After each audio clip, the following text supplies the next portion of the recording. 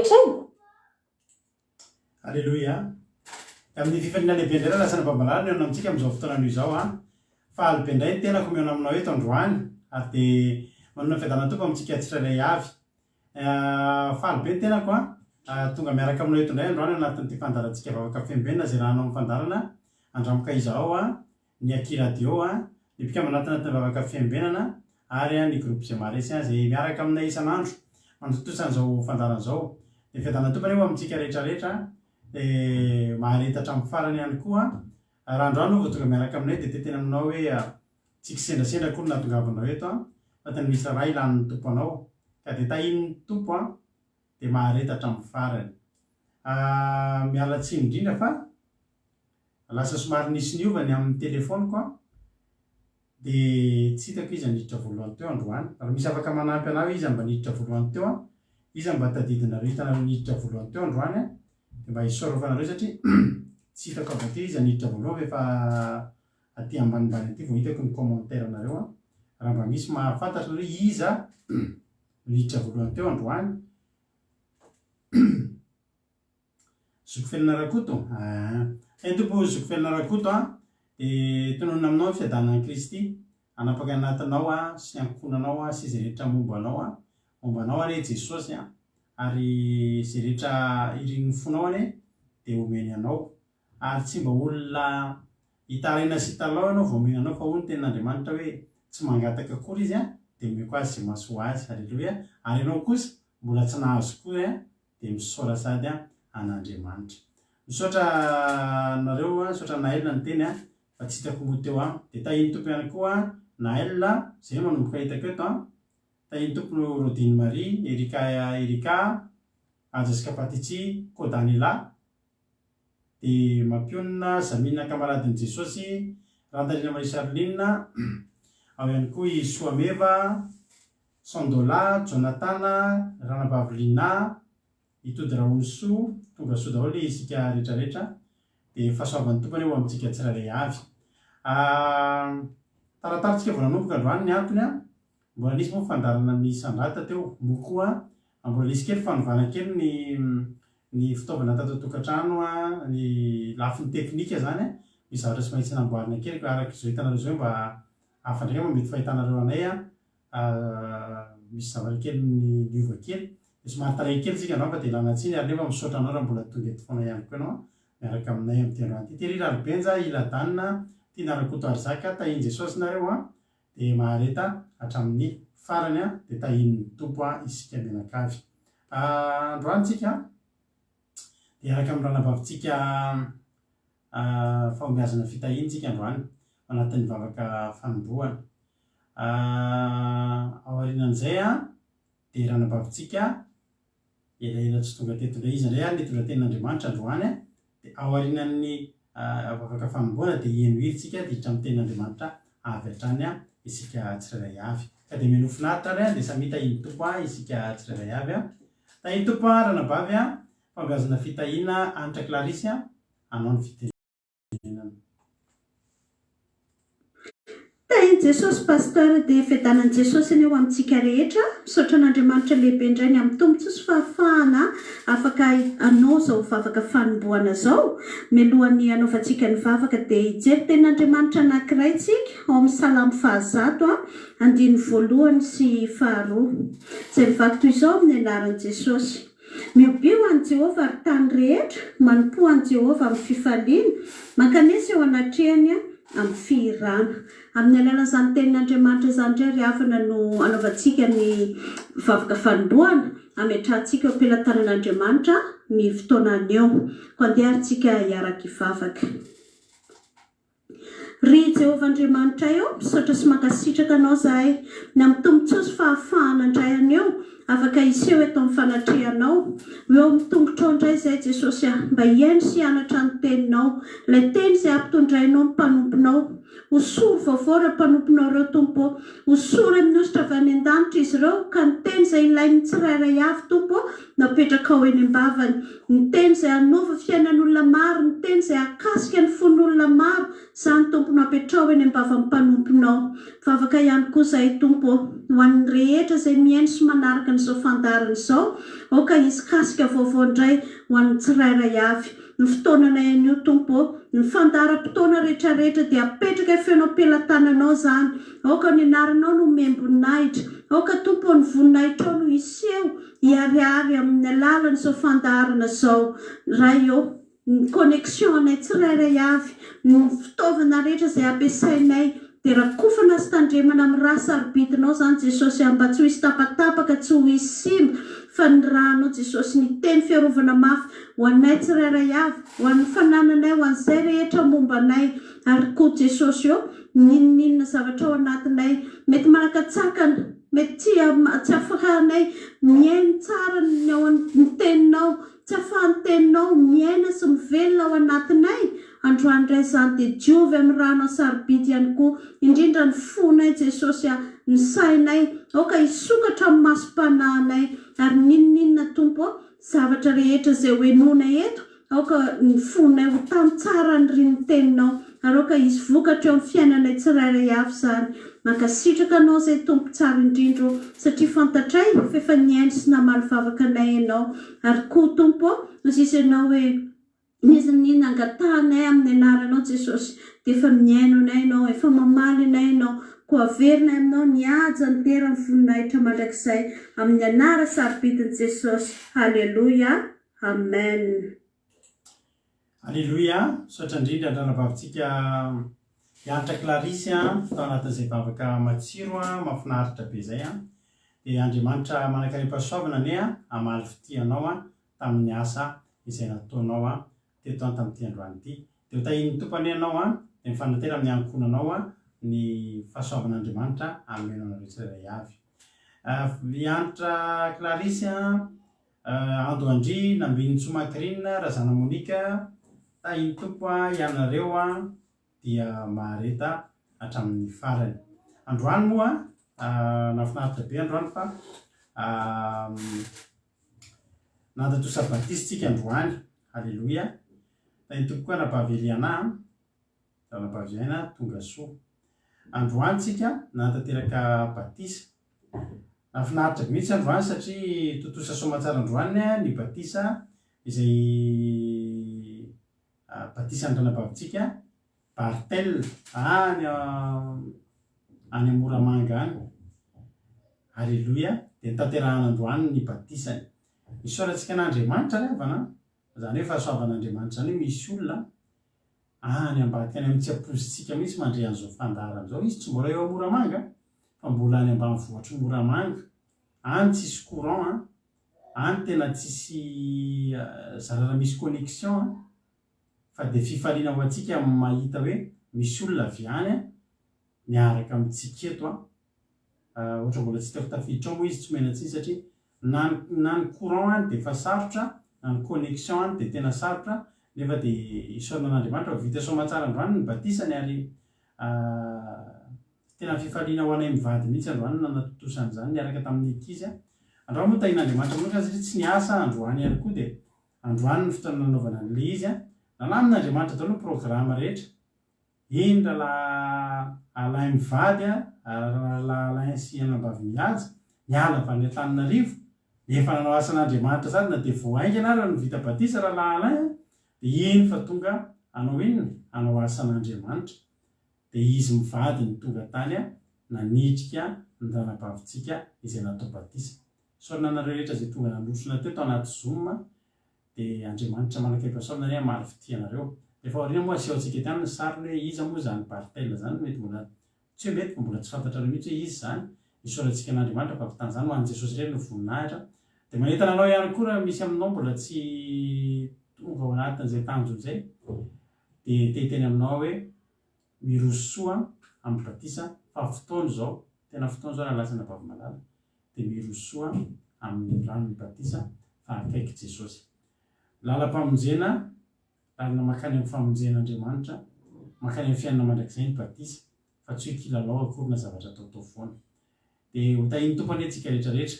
Tahiny Jesosy ihany koa Ranabavylony, Ravolonirina, Kodaleoni, Niaina Maheno Soa, tahiny Jesosy io Ranabavy Bartella, Aurélie, Rasoa Velomary, izy ny vita batisa androany.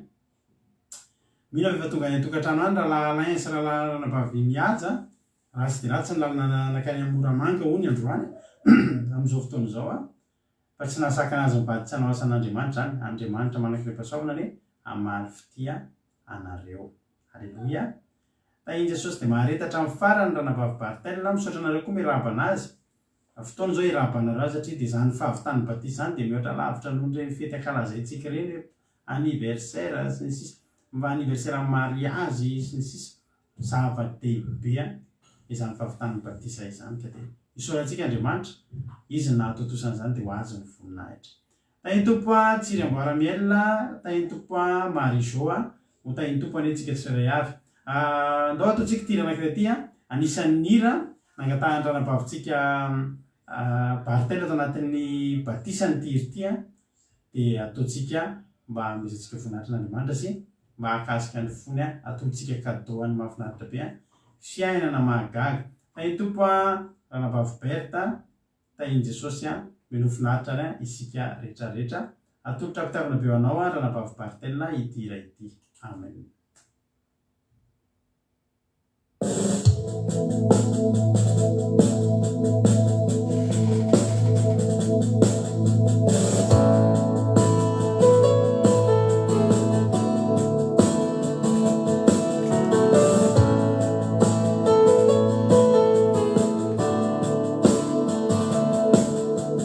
Isa no azo ampitai amin'ny herinao, isa no azoko andrandraina ankoatranao fa ianao no fafenon'izao zavatra izao tsy misy ankoatranao fa ianao no fafenon'izao zavatra izao fanahy masino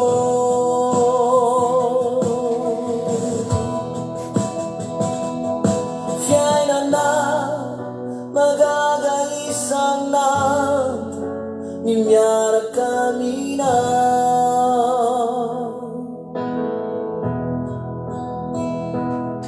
mitrôtra mafy avy ao am-poko ao ny herinao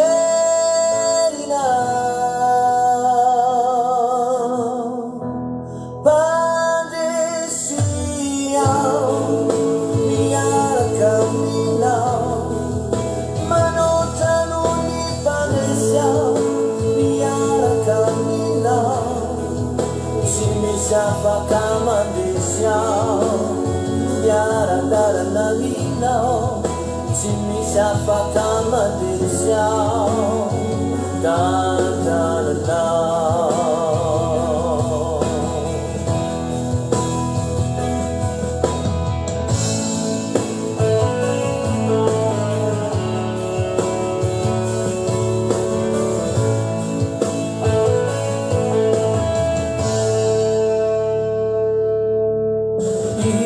ianao nilay ny fiainako antokiny androko fambiazako fa ianao no fafenon'izao zavatra izao tsy misy ankoatranao fa ianao no fafenon'izao zavatra izao fanahy masino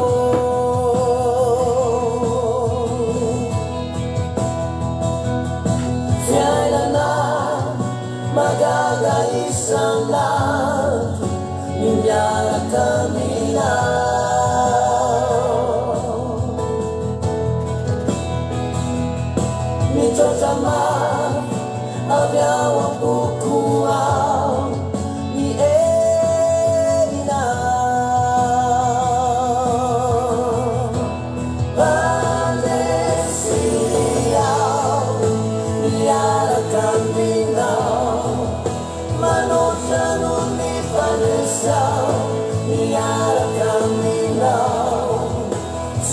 afakamanesa miarakarana tsy misy afakamanesa tantarana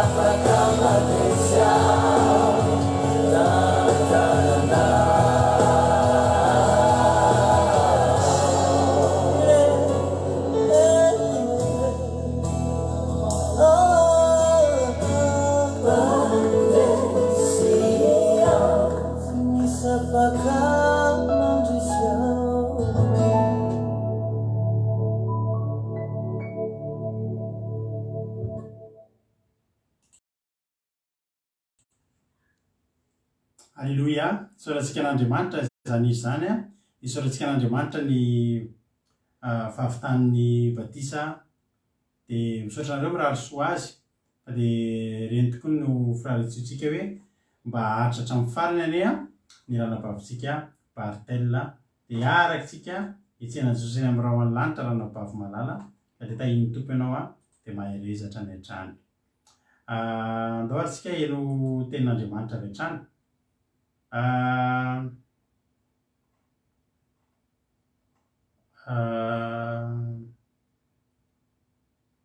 Eny tenin'Andriamanitra tsika fa aorianan'izay tsika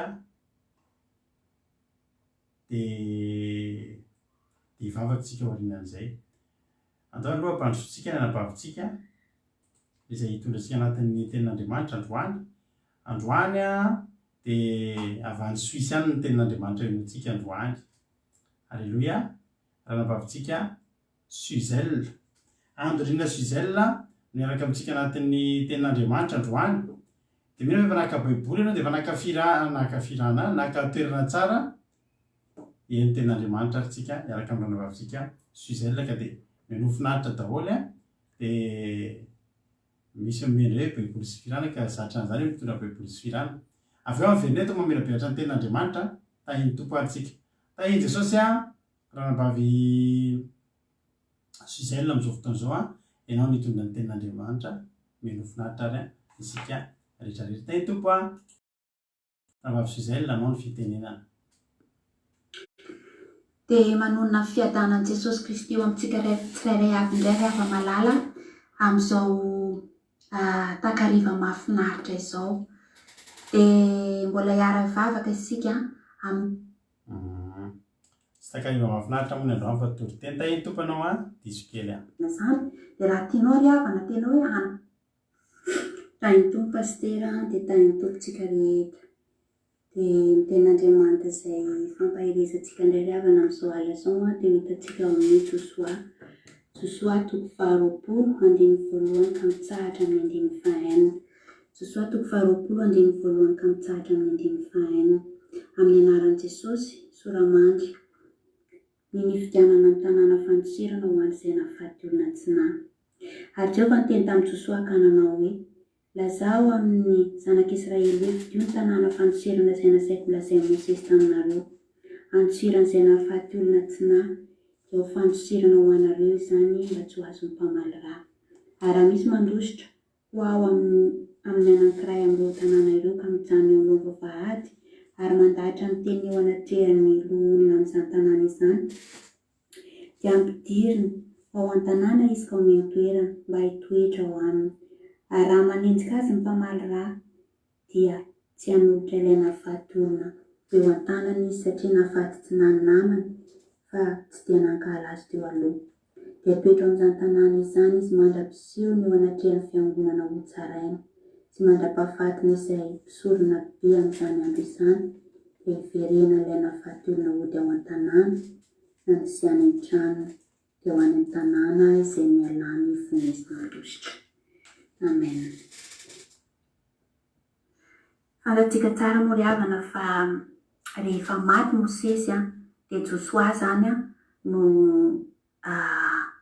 nandimby any Mosesy hanatanteraka ny faminanian'Andriamanitra dia nitondra ny zanak'Israely hatrany amin'ny tany Kanana rehefa niala ny fanandevozana tao Ezipta izy ireo. I Josua ry havana tamin'i Mosesy mbola velona dia anisany nyvolavolain'i Mosesy Josua ho lasa ho mpitarika andimby azy. Dia tahaka izany koa tsika ry havana ny voalohany dia mila volavolaina mpanompon'Andriamanitra koa isika. Mila taritina isika satria tsy mahafantatra izay lalakale. Fa misy fotoana amin'izay tsika ry havana tian'Andriamanitra mba hanao zavatra irery ho azy. Afaka alaiko ohatra amin'izany hoe taloha isika mety hoe hoentina mbavaka foana, mangata-bavaka foana. Dia androany ry havana amin'ny alalan'izao tenin'Andriamanitra izao dia tena azontsika atao tsara mihitsy koa no mitondra mbavaka ny olantsika amin'Andriamanitra. Sika mihitsy no mitondra azy eo anatin'Andriamanitra. Dia azontsika atao tsara ihany koa ny mitondra mbavaka ho an'ny hafa satria anisany fampianarana tian'Andriamanitra omenantsika koa izany androany. Alleluia. Fa maninona tokoa moa indraindray tsika rehefa mangata-bavaka dia tsy mivaly mivavaka angatantsika. Nefa tsika rehefa mangata-bavaka amina mpanompon'Andriamanitra dia mivaly mivavaka tsika satria tsika tsy manana ositry ny fahitapity ry havana. Josua teto dia mazava ho azy fa voafidy izy noho ny amin'ny toe-po, noho ny amin'ny fahamasinana, noho ny amin'ny fitandremany sy fanaovany sitrapon'Andriamanitra dia nanana fahitapity izy teo anatrehan'Andriamanitra. Dia izany koa izany ry havana no tokony angatantsika raha ohatra ka tiantsika hoe tonga teo henon'Andriamanitra mivavaka antsika dia ataovy izay azahoanao an'izany ositry ny fahitapity teo anatrehan'Andriamanitra izany. Halleluia. Dia raha iverenantsika ny tantara ry havana eto dia teto izany Andriamanitra, Jehovahandriamanitra dia nanome baiko an'i Josua hitady toerana, hifidy toerana maromaro izay ahafahan'ny zanak'Israely milefa izany raha ohatra ka hoe nahavony olona tsy nahy izy ireo, izany hoe namono olona na nisy olona vonoiny izy ireo tsy fanahiniana izany dia mba ahafahan'izy ireo milefa mba tsy ho azon'ireo mpamaly rà izany hoe ireo olona fanenjika andeha hamono izy ireo rehefa tafiditra ao anatin'izany tanàna izany. Mazava ho azy fa izany tanàna nasain'Andriamanitra nofidiana izany dia tanàna voaro izany, tanàna mifefy izany, tanàna voaro, tanàna tsy ahafahan'ireto mpamaly rà reto hoe miditra izany, tsy ho tafiditra ao anatin'izany tanàna izany mihitsy izy ireo. Izay izany no baiko nomen'Andriamanitra ny Josua teto. Ny tandidin'ny zanak'Israely dia tsy iza fa isika izay efa nofidian'Andriamanitra satria zanak'Israely dia nofidian'Andriamanitra. Dikan'izany ny olona izay efa nofidian'Andriamanitra koa no resahana eto izany. Ny mpamaly rà eto dia tsy iza fa ny devoly ry havana, ny devoly izay mampahory antsika, ny devoly izay manenjika antsika, ny devoly izay tsy mitsahatra ny mitady izay hanapotehana antsika ry havana. Ilay toerana fandosirana eto dia ao amin'ny valan'ny fanomponan'Andriamanitra. Izany hoe ao amin'ny Jesosy izany. Jesosy izany ny toerana fandosirana eto. Ary io toerana fandosirana io dia mazava ho azy fa araka ny voalazako teo aloha hoe mifefy izy io. Toerana mifefy. Dia inona moa ilay fefy manodidina ry havana? Ny fefy manodidina dia ny sitrapon'Andriamanitra. Ny fefy manodidina dia ny fahamasinana. Ny fefy manodidina dia ny fitandremana ny didin'Andriamanitra. Izay izany. Ka ny olona izay hiditra ao anatiny lefa ao anatiny fefy io zany dia tsy maintsy olona voninanao an'izay sitrapon'Andriamanitra izay aloha vonina ho voafehy ao anatin'izay didin'Andriamanitra izay, ho voafehy ao anatin'izay sitrapon'Andriamanitra izay ry havana, satria tsy ho tafiditra ao mihitsy ianao raha tsy manao an'izay zavatra izay, raha tsy manaiky ho fehezin'izay zavatra izay ry hava-malala. Amen. Dia izao zany raha ohatra zany ka hoe nisy anankiray tamin'ilay zanak'Israely reto hoe namono olona ohatra zany ka hoe te ho voaaro izy ireo, tsy te ho voavaly ny mpamaly raha izy ireo, dia tsy maintsy milefa izy ireo makany amin'ny ray amin'ireo toerana izay nitenenin'Andriamanitra nofidian'i Josoa androsiranareo izay toerana tena hoe en sécurité zany. Dia nefa alohan'ny hidirana amin'ny toerana io raha araka ny 14 tapany B ny anaran'i Jesosy hoe raha mandahatra ny teniny eo anatrehan'ireo olona amin'izany tanàna izany dia ampidirina ho ao an-tanàna izy ka omeny toerana mba hitoetra ao aminy. Amen. Izany hoe io zany dia anisany fepetra anankiray koa ahafahana tafiditra ao anatin'ny tanàna filefasana io. Dia tsy maintsy miseho alohan'ireo olona izy ireo, tsy maintsy mandahan-teny, tsy maintsy misy zavatra ho resahana zany eo alohan'ireo olona ireo. Mety hoe tsy maintsy hoe manazava hoe iza ny olona mivonona, inona ny antony, sy ny sisa izay vao tafiditra ao anatin'ireo toerana io. Zany hoe tsy maintsy misy zavatra ekena zany eo. Dia eo zany tsika ry havana dia hoe tsy maintsy misy miaiky ely koa zany tsika eo alohan'ny hiditra ao anatin'ny tanàna io zany dia miaiky isika, miaiky mieloka izay nataontsika isika afaka miditra ao. Zany hoe io zany ny fekentsika eloka io dia endriky ny batisa fibebahana. Zany hoe misy fepetra io zany, fepetra anankiray ahafahantsika miditra ao anatin'ny tanàna io. Dia mamiaiky aloha tsika hoe miseho alohan'ireo olona ireo sika, miseho alohan'i Jesosy, manaiky an'i Jesosy aloha sika voalohany indrindra. Zay zany satria ny endriky olona eto ny tandindin'ireo olona eto dia Jesosy Kristy. Dia mandray an'i Jesosy aloha tsika dia manazava sika, zany hoe manaiky eloka sika eo anatrehany, manaiky atao batisa tsika.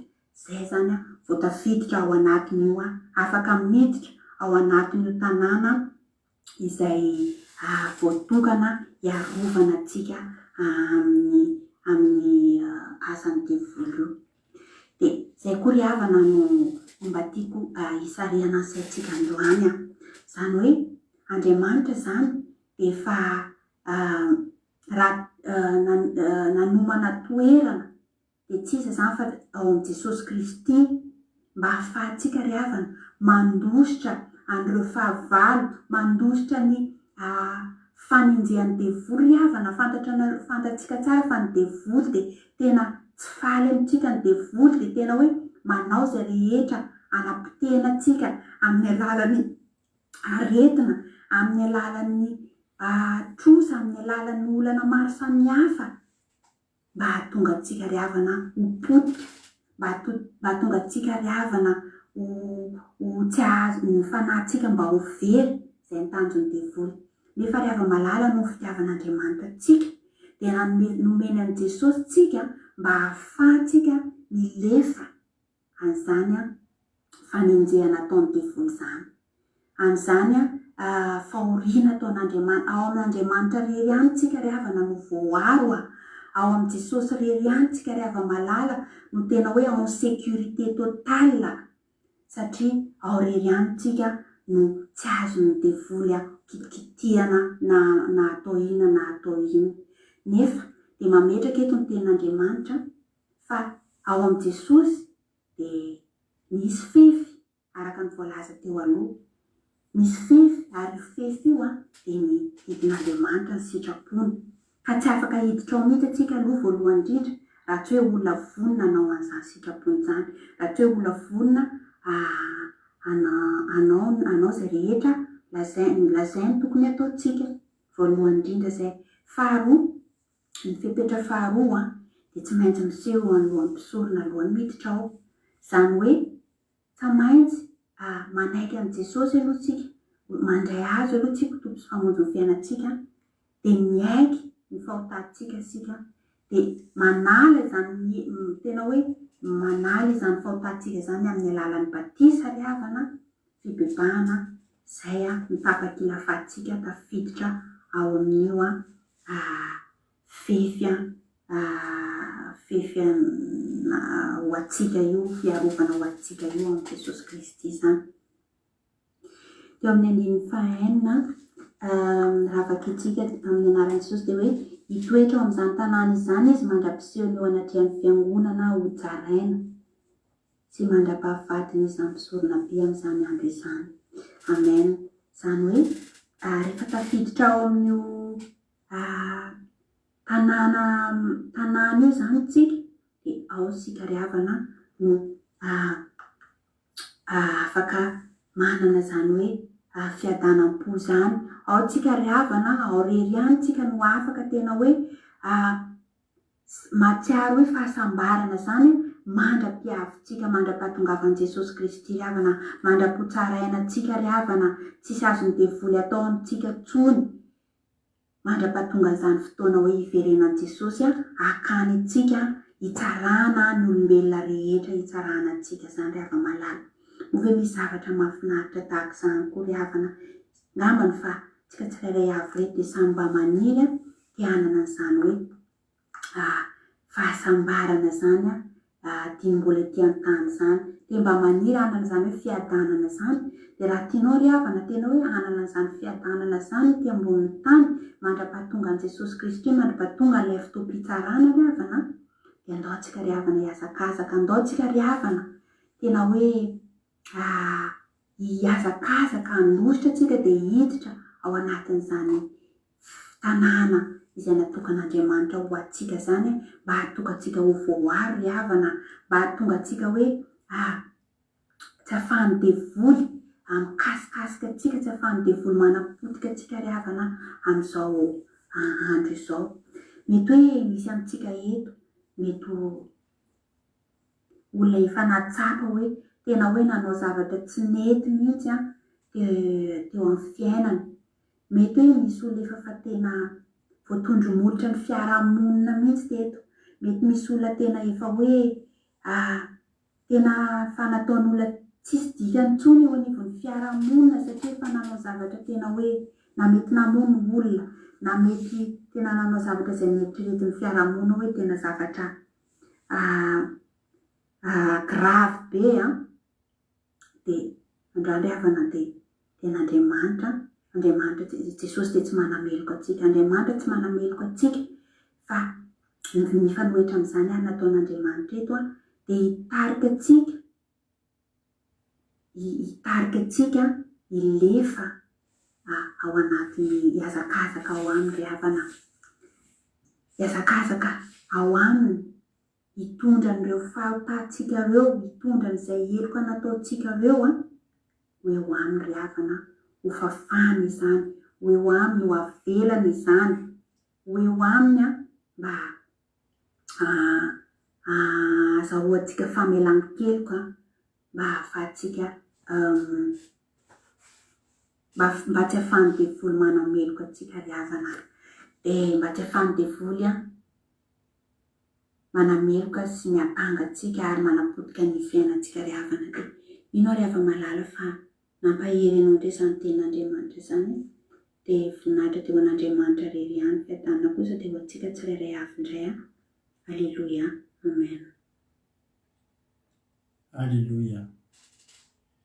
Isaorantsika irapoeran-tsaina ranavavy Suzel atao anatin'izany teny nafinaritra be izany Andriamanitra manankiream-pahasoavana ny amafitianao, tena voazavanao tsara tarehy be mihitsy ilay toriteny. Alleluia. Tena hoe tsy dia ilana famelabelarana intsony ngamba fa voalazanao avokoa ny zavatra rehetra tokony olonazaina ny fanazavana rehetra tokony natao a dia tena voalazanao avokoa raha nambavy Israela misaotra n'Andriamanitra. N'Andriamanitra tena mizany fahazavan-tsaina omen'Andriamanitra izany ho antsika mpitory teny eto fa izay mihitsy ny hevitry io teny io. Dia mampahiranao raha nambavy Israela hoe mahery izatrany toy izy foana ny asan'Andriamanitra ao ampiasain'Andriamanitra mihoatra lavitra mihoatra amin'izay any ianao ary mbola hitohy hiteny aminao foana Andriamanitra, mbola hitohy ampahiranao foana Andriamanitra ka dia mahereza matanjah in Jesosy. Dia misaotranareo koa mankahery azy fa hery ho anazy foana, hery ho an'ny mpitory teny ny fankasitrahana izay ataontsika rehetrarehetra ary Jesosy hamany fitehinareo ihany koa amin'izany zavatra izay nataonareo izany. Dia tahiany Jesosy isika mianakavy. Fa misy mbola tsy voaravako dia arabaiko ihany anefa Angelina Kadakamalala, Claude Ravelarso, Geneviève Andriamananjara, Bartelle moa efa narabaiko teo, Nourso Olga, Berthe Sava, Lantonirina, Selina, tonga soa daholo mpandresy miaraka aminao Jesosy sy Bartelle fa nireo zavin-dramanana tsara nirana fitindrana bavy Bartelle iny fiainana mahagaga. Jonathan tahiny Jesosy koa Jonathan. Misaotra antsika rehetrarehetra hijery ten'Andriamanitra mahafinaritra tsika androany. Josoa 20. Ny nifidianana ny tanàna fandosirana ho an'izay nahafaty olona tsy nahy. 20. Ary Jehovah niteny tamin'i Josoa ka nanao hoe lazao amin'ny zanak'Israely hoe fidio ny tanàna fandosirana izay naseko holazain'i Mosesy taminareo andosirana izay mahafaty olona tsy nahy. Alleluia.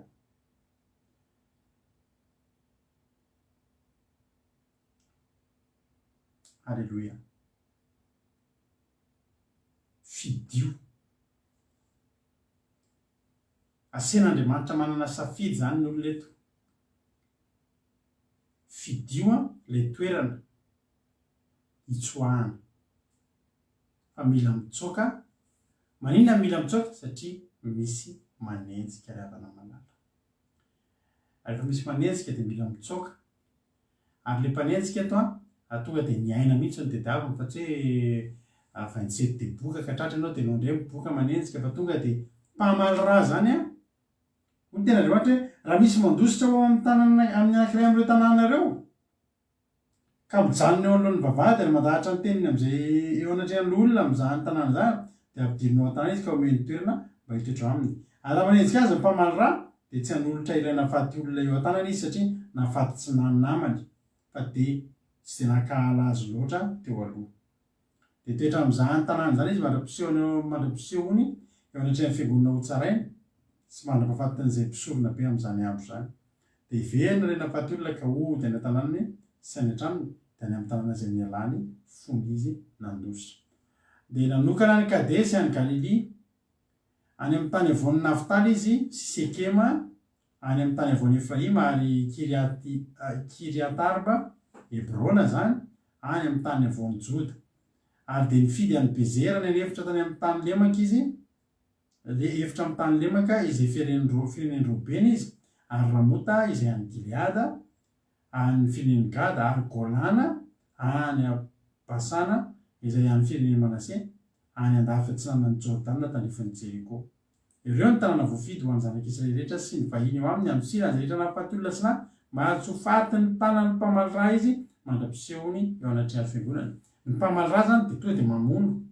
Edy ny Andriamanitra hoe mandra-pa mba tsy ho faty ny tanan'ny mpamaly raha. Ny mpamaly raha eto dia izao endriny anankiroa. Tamin'izany fotoana izany ny mpamaly raha tsy hoe olon-dratsy akory. Fa ny mpamaly raha tamin'izany fotoana izany dia ny fanjakana. Ohatra hoe mpitandro filaminana, ohatra hoe polisy, ohatra hoe gendarme, ohatra hoe mpitsara raha amin'izao fotoana iainantsika izao. Ilay mpamaly raha zany tsy hoe olona ratsy fa olona mpampanohy lalàna. nanao ratsy ianao a de misy valiny a de mila manefany zany ianao mpanasa azy azonareo raha nanao saiky sans provision ianao a ny mpamaly ra de tonga de manenjika anao de mampandohanao ny volana managatra anao raha ohatra nanala mason'olona anankiray ianao de manenjika anao ny mpamaly ra de manala ny masonao maso solon'ny maso nify solon'ny nify azonareo izy zay aloha zany ny mpamaly ra tany toko fanomezana Juliana sy Rosina Boasinarapeko teo fa Andriamanitra ry havana de tena tiany zanak'Israely ary Andriamanitra miezaka mihitsiny tena tamin'ny fony rehetrarehetra mi comprendre ny tsika zanak'olombelona hoe isika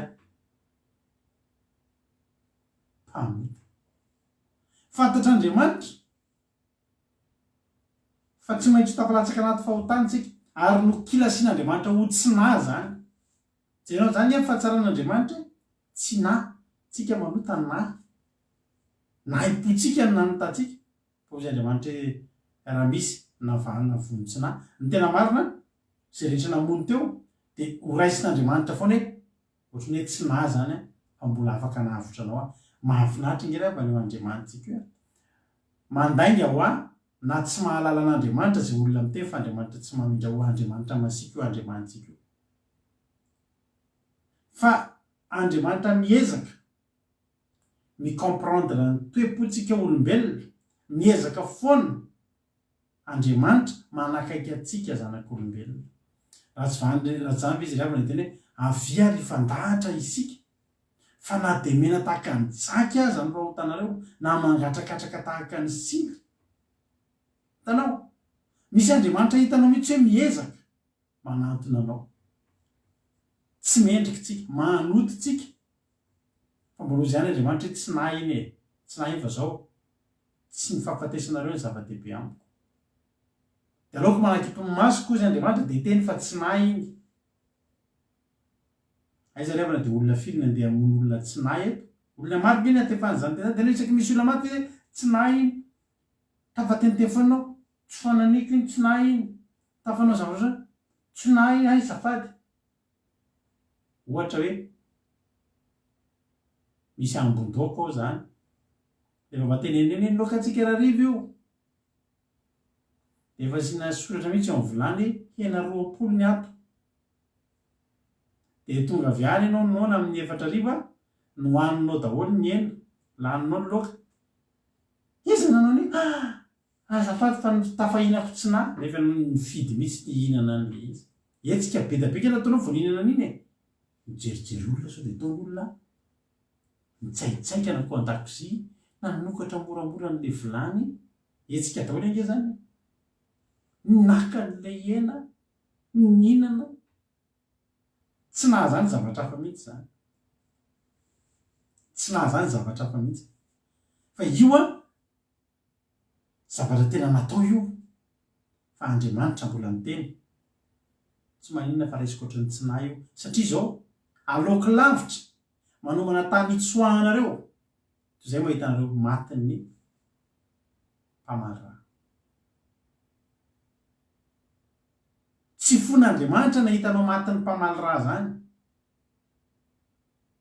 arety de zao a amin'ny fiainatsika akapobeany zao am'izao azakazaka ataotsika zao de tsy iza tokoa ny devoly araka ny tenana mbavy suzana teo fa izy ny mpamaly ra ny devoly any amin'ny Jakoba ange tsika mahita ny tsy Jakoba azafady fa Zakaria any boky Zakaria ange tsika mahita n'ilay Zakaria toko 7:2 e zao ny zavatra nitsanga andiny voalohany ary de nasana fa indro Josoa ampisorona be nitsangana anatrehan'ilay anjenin'i Jehova ary Satana nitsangana teo kavanany hiapanga azy Jules mpamaly ra hiapanga azy foana mpamaly ra io hiapanga atsika isan'andro am'izay ataotsika io ny zava-mahafinaritra de zao Andriamanitra manome atsika fahafahana miala sy mitsoaka an'izany mpamaly ra zany ny mpamaly ra de tsisy sinizaniza afaky ny anaka anazy tsy sambotra na ampanefa n'iny olona iny zavatra nataony. Ny olona taloha raha misy hatram'izao moa tsika fantatsika tsara fa raha misy ohatra hoe jiola o antida ohatra tediavina le jiola recherche le jiola de voalazany to de manao inona moa tonga de manao filazana ny polisy hoe iangaviana za mahita an'ity olona ity de ilaza aminay de asiny soratra kely ry ambany hoe ho anareo zay mampiatrano jiola de nareo koa jiola. Azonareo ny mpamaly raha zany de manam-pahefana taloha ary ny mpamaly raha afaka maka n'iny olona iny a na miafina ao an-tranon'olona ary zay olona mampiatrano an'iny de mahita raharaha ny mpamaly raha. Zany hoe tsy afaka nitsoahana mihitsy zany mpamaly raha zany taloha ninona zavatra natao ninona zavatra atao rehefa nanao ratsy ianao de na de mitsoaka ary ianao a de ny zavatra ataonao na hoela na maigna tsy maintsy tratra ihany ianao enjehan'ny mpamaly raha. Hoy ny tena Andriamanitra andiny faefatra hoe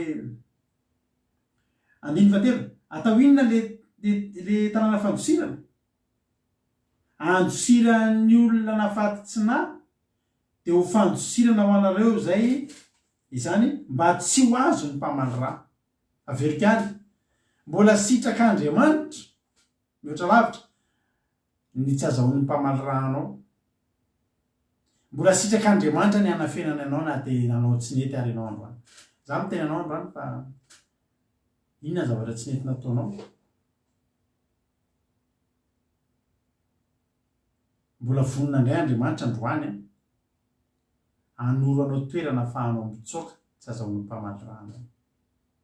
Alohan'Andriamanitra sa misy zanaka maditra tafiditra ao an-tranony mbola afaka ho vainy, ho tehizainy, ho lasa zaza endry. Toy izay mahita ny zanaka maditra iny lasa ny mpamaly raha tsy ao an'Andriamanitra tsony maty ny mpamaly raha any. Ary ny devoly de mitsatsaka isan'andro isan'andro. Ireo le mpamaly raha. Hoy ny ten'Andriamanitra andiny faefatra raha misy mandositra ao amin'ny anankiray amin'ireo tanàna ireo ka mijanona eo anoloan'ny vavahady ary mandahatra ny teniny eo anoloan'ny olona amin'izany tanàna izany de ampidirinao ao an-tanàna izy ka omeny ny toerana mba hitoetra eo aminy. Andiny fadimy ary raha manenjika azy ny mpamaly raha de tsy hanolotra ilaina faty olona eo an-tanàna izy satria nafaty tsy namany fa tsy de nankala azy teo. Zao zany ity lelo olona eo an-tanàna ity mpiandro vavahady ity ireo tanàna reto zany de tanàna spesialy ravana tanàna tsy mitovy amin'ny tanàna rehetra fa tanàna efa napetraka mihitsy napetraka ao anaty lalàna mihitsy tsy azo idivirana iza n'iza fa lalàna mipetraka mihitsy hoe ireto tanàna reto a misy manda misy vavahady de misy mpiandro vavahady ary tsy taka ny tanàna rehetra raha tanàna hafa tonga avany ny mpamaly raha ohatra zany hoe misy mpanao ratsy de mandeha mitsoaka amina tanàna anankiray de fantatry ny mpamaly raha hoe lasa ao de mandondony amin'ny vavahady ny mpamaly raha manam-pahefana de vao eo ny mpiandro vavahady de tena fotsiny hoe za mila miditra avoay le olona ohatr' zao de tsisy azo mpiandro tanàna atao fa de ny manome an'iny olona iny. Fa ireto tanàna reto de spesiala satria ny mpiandro ny vavahady lailo olona manana lalana izay efa eken'ny olona rehetrarehetra eken'ny mpamaly raha fa tsy afaka nolotra an'le olona ao izy. Ary raha am'ireo tanàna ireo tafatsoaka le olona ninona ataon'ny mpamaly raha tsisy ninona azony atao tsisy ninona kory na de miinsiste indre mandeha vo fanta fotsiny hoe lasa ao zay hoe tsisy azo atao tsony. Alleloia. Tsisy azo atao tsony. Tsy ananan'ny mpamaly raha lalana miditra sy mandika zay teneniny olona miandro vavahady io. Alleloia. Zany eo amin'le tanàna anakenina. Isaky amin'ny misy fotoana efa matetika mitory an'ity teny ity. Fa isaky mieritreritra ny teny hoe hatraminay nokony voalohany de misy film anankiray zay tsaroko. Film efa ela be. Isaky nareo nahita an'ity film ity. Le film de zao misy vehivavy Amerikana de nanambady Arabo. De niteraka vavy kely zareo. Tsy haiko ny titran'izay film zay fa mbola kely aho nahita an'izany tsy haiko nareo rehefa natadidy an'ity film ity tamintsika mbola mpijery film. De nanambady mivady le Arabo a sadidiko izay na na inona fa reo arabo le zareo salamo sady arabo izy de nivady tany Etats-Unis zareo de niteraka zazavavy kely de nanomboka tsy de nety tsony ny fiarahany zareo de nanomboka ny sara toerana izy mivady de le zazavavy kely rehefa mbola kely de eo amin'ny efa hitan'ny Erika iny afinaritra nampitetena be ny film iny de melehibe le zaza mbola eo amin'ny reniny foana de rehefa nisy fotoana zay tsy haiko izy zay na eny taona na ohatrany misy lalàna an'izay matsy izy iny de rehefa avy eo ohatrany hoe misy lalàna an'izay zany hoe ananany dadany droit am'izay le zaza rehefa firy taona tsy haiko ngamba eny taona teo le zaza de inona rehefa misaraka matsy ny ray aman-dreny de zao misy fotoana eny amin'ny dadany misy fotoana eny amin'ny mamany ohatr'izay de any amin'ny mamany le zaza de faly de any amin'ny dadany koa faly fandray andro na rehefa tany amin'ny dadany de rehefa any amin'ny dadany am'izay de tsy haiko ohatra hoe mijanona ny herinandro na ohatr'izany aika le rangahy efa nanamboatra ny passeport na namboatra ny visa na namboatra ny zavatra rehetra an'le zazavavy voa rehefa tany aminy le zazakely nandray avion zareo tsy nateny tany ampianarana intsony tonga de zareo na Afghanistan na tanàna ohatr'izany firena ohatr'izany mihitsy le izy de netiny tsy lera fo zany no mitondra azy ntsika fa tena le dadany mihitsy ary be tabe nareo nahita ny film iny nalaza be ny film iny netiny tany am'izay teo am'izay le raha matova very hevitra hoe lasa tsy hita ntsony ny zanany de niala avy teo am'izay raha matony nanakarama détective rôle angamba izay de nandeha nitsikilo nitady an'le zaza de hita tokoa le zaza hoe any amin'ny toerana anankiray any amin'ny tany arabo fa tantara namoahana an'izany zaza izany tany ray avana nampitetena be mihitsy zay film zay de tena nefa raha nisy efa tena fanenjinenjika be mihitsy ry zareo efa nienjehany hatramin'ny mpitandro filaminana tany amin'le tanàna nanenjika an'izy telo menada mitondra an'le zazakely mitsoka de efa saiky hatratra eo amin'ny frontière efa anaty bus efa saiky tratra de fanenjehany de nefa rany nataony zareo any amin'le tanàna io saditiko hoe zay hoe ty Afghanistan ngamba fa tena le anomle zareo tena le tena mahery fihetsikireny mihitsy de zao miazakazaka ohatra ny tany Iran marina ngamba zay teny ohatra rehetrareny mihitsy le izy Iran ngamba miazakazaka de ataony tanjona hoe atao fotsiny zay atafidirana ao amin'ny ambasady amerikana fa raha vao tafiditra ao de tsisy azo atao ntsony fa raha vo ety ivelany de mbola nanany zareo mbola miaritra amin'ny lalànany zareo ary raha tratra de maty le ramatoa maty reo lehilahy reo de raha lasan'le le zaza fa efa rahan'le film niazakazaka be efa mandeha tongotra miazakazaka mitondra an'le zaza de sady miteny mafy be amin'le miaramila mpiaminy tena tany amerikana zay fa voay de nisokatra ny babady de voavatany voatafiditra ry zareo nety ny babady tonga teo babady reo olona rehetrrehetra nitaky ny amoana azy hoe meo le zaza hoe tsisy azo atao ntsony efa voary ny miaramila mirongo fedina efa ao anatin'ny fefy ny ambasady efa ao anatin'ny lalàna amerikana ray tsy ao anatin'ny lalàna mife an'le tanàna ntsony tena nampitetena anazy e film zay de isaky mahita nyty tantara ty de matsiaro ny film iny fa ohatr'izany misika tsika riavanao am' Jesosy enjeha amin'ny devolontsika noho ny fahotantsika enjeha ny devolontsika noho ny zavatra fiainantsika fa zao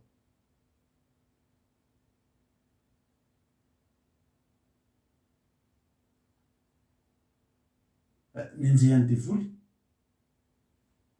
ary tena reraky tsika enjehan'ny devoly de mitsoka foana tsika isan'andro mitsoka makery ianao tsy manam-piadanana mihitsy mitsoka atsy ianao enjehany mitsoka ary ianao enjehany ary misy olona tonga eto androany olona tsy mitsahatra tsy mitombony fa sasatry ny mitsoka ny mpamany rà mitsoka ny devoly ary marina ny ianao mitsoa fa raha tratrany de maty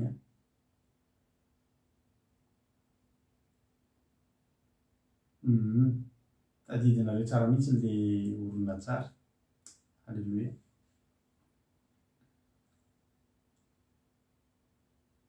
de men'andriamanitra toerantsika.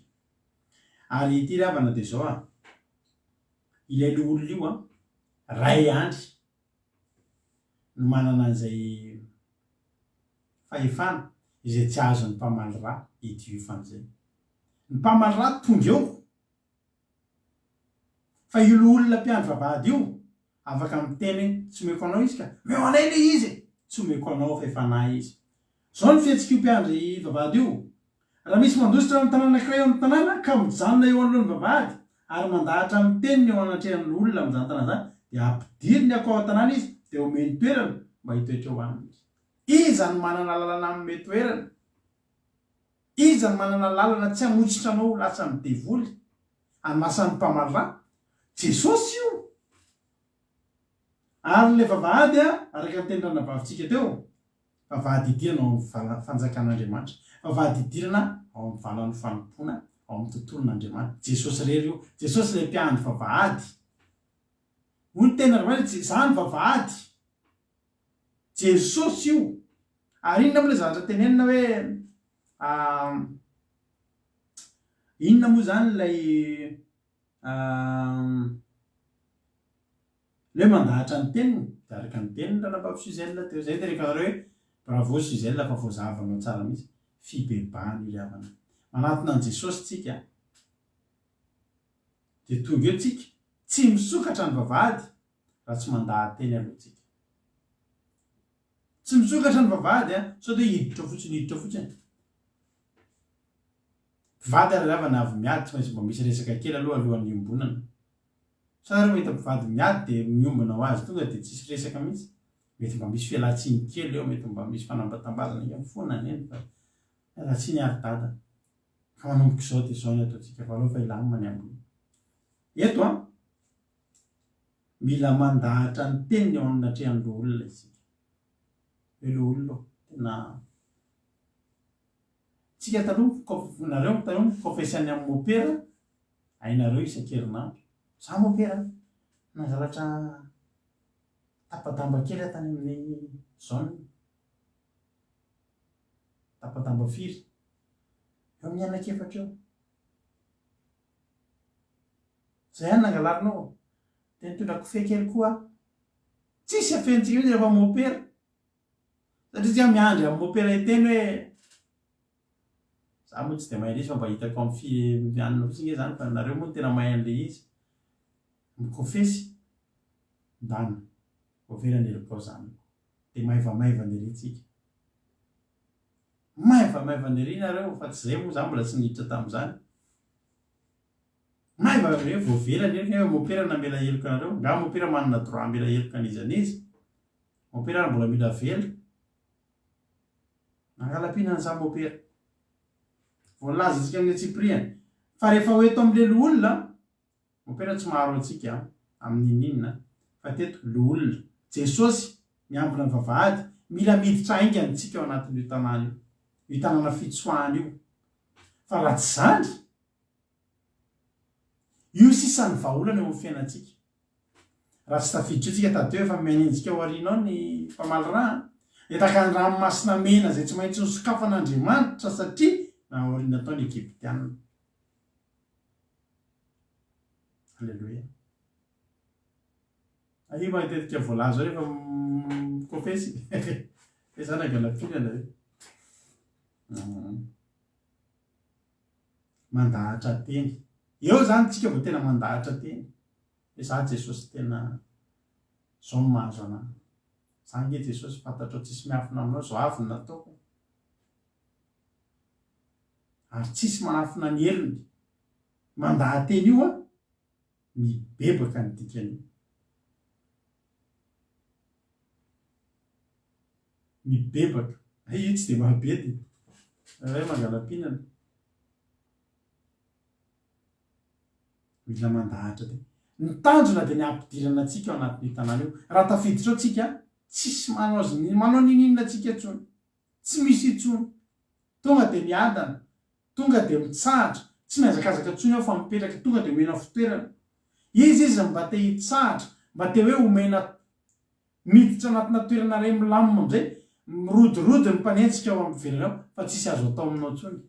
za revana malala de zao ny fahitako ny fiainako rehefa nanatinany jesosy de tena tia mihitsy mitsoka tamin'ity tany fandalovany ty tany fitsoahany ty fa entsika angeravana zany nahazo anato anatin'ny problème zany efa tantareko anao teto fa efatra amby 10 isan-geravana ny mpamaly rana ny enzika anahy tamin'ny trosan'olona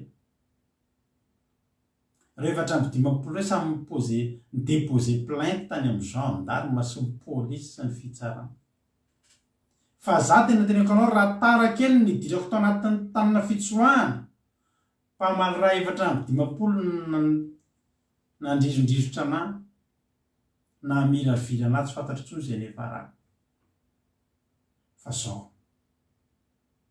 ara-potoana natongavako teo anoloan'ny vavahady nandondona ny Jesosy Kristy ilay loolona mpiandry vavahady ilay totenina de amin'ny devonina amin'ny favalo rehetrarehetra toteny tsy azo atao ninina fantatry zao tontolo zao ny fahefany fantatry zao tontolo zao ka ny fahefanananany fa tsy azo ataony mandika zay teleny rehefa miteny fa tsy azo kitiany le tsy azo kitiany zany mahatonga ny fiainana ohatrin'io efa nenjehan'ny mpamaly raha tamin'ny fahafatesana ianao tamin'ny aretina tamin'ny fahamoizam-posy ny zavatra rehetrarehetra fa ny natongavatsika teo amin'i Jesosy tapotra zany tsy azo natao ninina tsony ianao inga tafiditra anaty tanàna fitsoahana ny mahatoy izao ny fiainanao re avany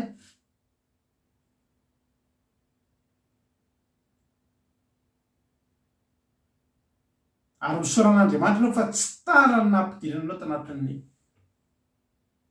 natongavanao teo am-bavahady de iny tsika efa tonga efa tototry ny olana betsaka tamin'ny fahavariko ny teny hatraminy hoe tena ianao potehako hatramin'ny tokantranonao le tokatrano efa mba nanana iza sisa mba nananako tokatrano potehako hatramin'ny tokatrano mba io anaovan'ny pression ana andony volana de hatrany amin'ny potehako hatramin'ny tokantranonao tsy haiko zay fomba mety anapotehany an'izany ry havany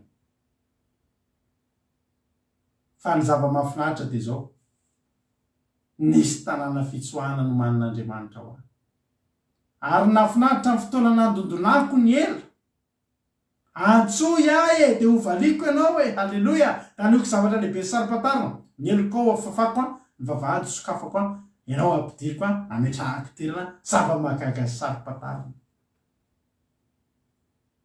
niditra teo halleloja sotra Jesosy de nampidiriny eo an-tanàna de nomeny toerana de nitoetra eo aminy de nanomboka tsapako amin'izay zany hoe fitsaharana satria ny voain'ilay loolona sady tsara fanahy manam-pahefana de Jesosy Kristy tompony sabata zany eo le ten'Andriamanitra ary manenjika anao ny mpamaly raha de tsy atolotra anao tsy hanolotra anao ilay nafatolona eo an-tanana izy Jesosy tsy mamela anao rehefa eo aminy ianao zao ny tadidio ninninona faratsy ny fiainanao io zao tsika miteny zao mety misy olo ety vo mihaino an'izao fandarana zao toy zay tena anaty problème be mihitsy zany fiainako zany miratsy mepotika isan'andro tsy marina zay nepotika izy talohany androany fa raha androany ianao mandondona eo am-bavahady mandaha tena eo anoloan'ilay olona de Jesosy Kristy ny sokafany vavahady io no ela de mitsahatra treo ny fahampotehana mitsahatra tsy ratsy no itsony zany misy aminareo marary mafy am'izao fotoana zao ny dianareo eo amin'ny midiranareo amin'ny vavahady io no ela de ny ratsy no io aretinareo io tsy misy tsony ny fahantrana io tsisy tsony ny aditsaina no io aditsaina efa niainanao hatramin'ny androany io tsisy tsony io ny farany io ny azakazaka nataonao indrindra fa manomboka eo de miena fitoerana ianao de mitoetra eo aminy le misy fiadanana misy fitsarana misy fifaliana anomboko fary am'izay ianao ao ianao renao ihany ny mikikika eo ivelanao mpamala avoay ianao efa ao anaty ianao efa ao anaty toerana milamo halleloja ny atongavanao am-bavahady ny ela mibeba de dia ampidiriny ianao ary mahafinaritra be mihitsy reto tanàna reto andiny fa firinetsika ijery dia nanokana ny Kadesy any Galilizy misy enina zany reto tanàna reto Kadesy Sekema Kiriat Arba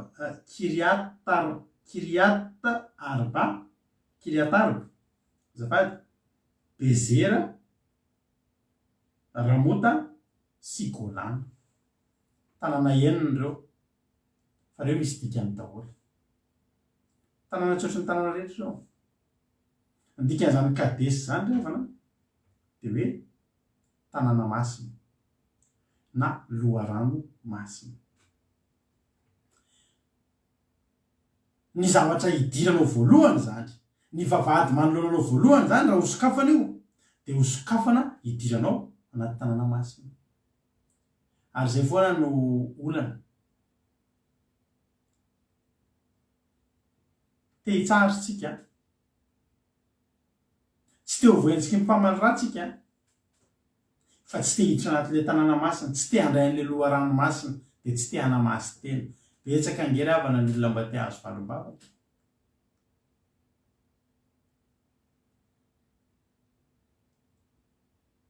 nangata-bavaka ilay ranabavy zay aozy pastera tena olana be zay vehivavy zay tena saiky maty zay vehivavy zay taty andafy mety mbola mihaino eto ary izy am'izao fotoana zao vehivavy zany nanambady izy dia maty ny vadiny rehefa maty ny vadiny dia nienjehan'ny fianakavian'ilay vadiny izy ary tena saika ny vonoan'ilay zanak'ilay vadiny mihitsy saika ny vonoany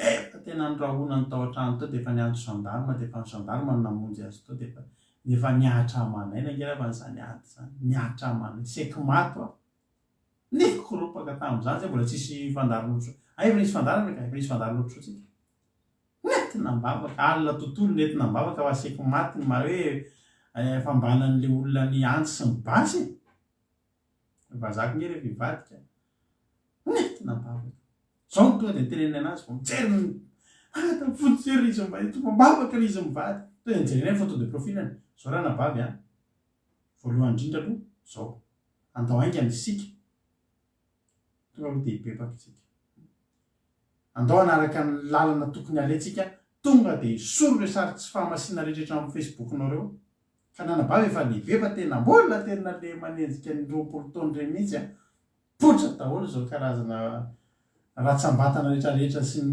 zavatra mamenatra rehetrarehetra zao isoro reo fa hivavaka isika tanao mahatonga an'izany dia zao mila miditra ao amin'ilay tany fitsarana tsika mila miditra ao tsika ao ny anamboarana fitoerana tsika loharanomasina tanàna masina manamasy tena ozy izy ianao hoe tsisy idirana izany dia za miteny anao misy idirana izany misy idirana eto rery ngambo nareo mahita zany hoe aloha litondranam-bavaka dia hovairo ny photo de profil hovairo ny zavatra hitan'ny olona eo ary hovainy any anatinao tsy hitan'ny olona alleloia tsy niverany ihany fa ny anatiny koa nefa zava-dehibe loatra ny iverany alleloia tena eno an'izay izy entinam-bavaka zany ranao alim-bavaka tsika fa elo aloha zay tsy fahamasiana hoe ny elany tonga tena dia efa sary hovainy ny sary adray mendrika tsara mihitsy nentina am'izay nefa ny valo ny bavaka tena tonga dia raha tsy diso hoe izy ohatra niakatra volan'izay aloha ilay olona saika hamono azy tsy namono fary manarakaraka an'izany saika tsy nahazo ninina tamin'ilay vadiny izy saika hoe nody tena hoe nianga zero fa rehefa nanetina ny alim-bavaka mivoaka avany ozy nareo tonga dia nididiny fitsarana tonga dia nisy fitahina be mihitsy tonga dia fizaram-pananana be tamin'izany fa zao ny tena zavatra nampalahelo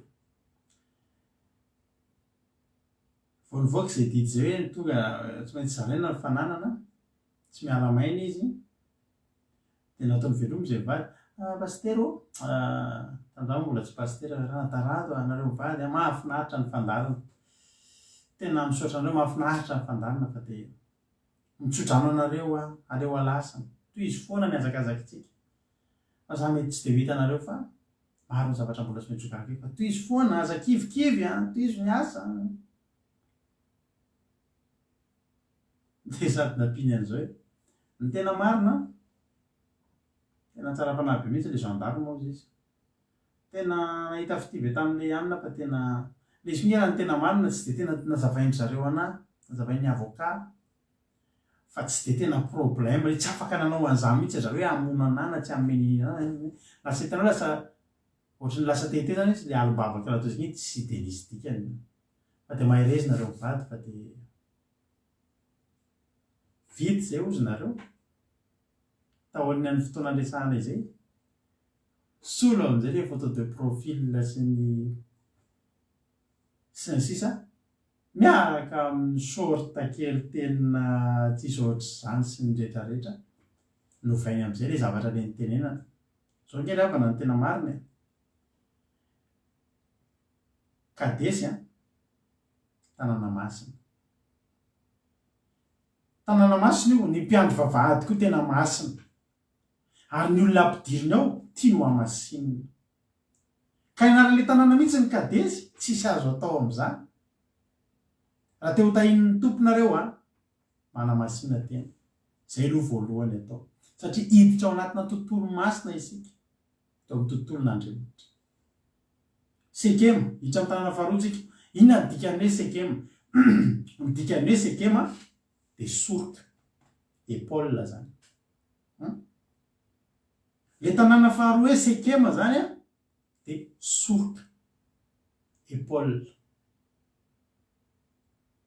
iantsoroana na epolena zany izy zany hoe ina zany zavatra mitranga ho iantsoroana amin'izay ny momba anao iantsoroana hainao zany ao fa anao mariazy nareo ao fa iantsoroanay ny rehetrarehetra tsara veravana saraty zany misy miantsoroka ny zavatra ny aminao iantsoroana epolena ianao tena zakaina zay tokony zakainao zakaina zany ny dikany sekema misoka eo anoloan'ilay vavahady zany ianao rehefa mandahateny mibebaka ianao de misokatra ho anao ilay sekema tonga de raisina tanana ianao tonga de iantsoroana ny momba anao alleloia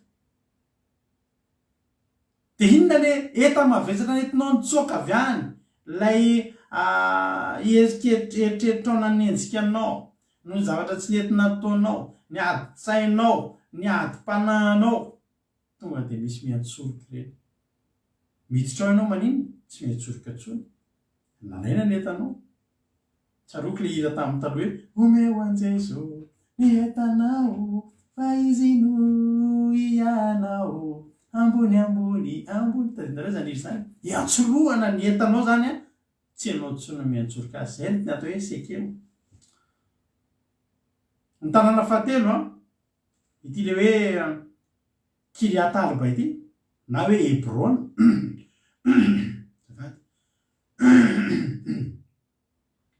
ratsiny ny dikan'izany hoe Hebron zany de zao fikambanana finamanana firaisapo firaisatsaina fikambanana fiarahana lay fidiranao ny fahamasinana tonga aloha de iantsoroana ny mombanao ary avy eo de misy fikambanana am'izay eo amin'izy eo aminao sy le mpiambina tanàna hitanao rehefa miditra amin'ny fahamasinana ianao de renao maivana ny zavatra atrehanao de renao hoe manomboka tafaray amin'Andriamanitra ianao de lasa adioninao le zavatra fa tafaray mahafinaritra misy olona tena hoe tsandroko mihitsy atonga sabata ozy izy sarotiny mihitsy izy sao de tsisy connexion ny anaovanay sabata hitanao manomboka misy firaisapo firaisatsaina fikambanana eo aminao sy lay mpiandry vavahady